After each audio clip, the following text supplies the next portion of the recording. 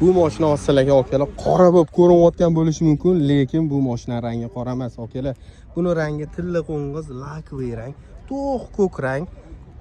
Polniy Lada Vesta aka diskelida mashinamiz tayyor holatda. Mashinaning 2007-yil ishlab chiqarilgan.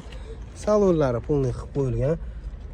Egalari o'zlari uchun proyekt qilgan mashinalarni hozir endi yoki arzonga bo'lsa ham, ko'tarmasa ham arzonroq qilib kelishtirib berishga tayyorman deyaptilar. Mashina benzinda, injektor motorda. Xullas mashinaga ancha xarajat qilib pul tikilgan. O'zi rangini o'zi ham gapirib turibdi-yu, juda ham приятный rang. Ko'chada ajralib yurishni xohlagan akalar jo'natib qo'ysanglar, xudo xolasa mana shunaqa mashinani olib maza qilib ko'chada oq olib yuradilar. Xo'p, bu mashina narxi keladigan bo'lsak, akalar bu mashinani egalari $3000 ga berib yuborishga rozilar. Xudo xolasa generalniy doверенность ham beradilar. Kimga qiziq bo'lsa, mana shunaqa mashinani egalarining nomerini pastda qoldiramiz. Shu nomerga aloqa chiqib baraka qilsanglar bo'ladi akalar.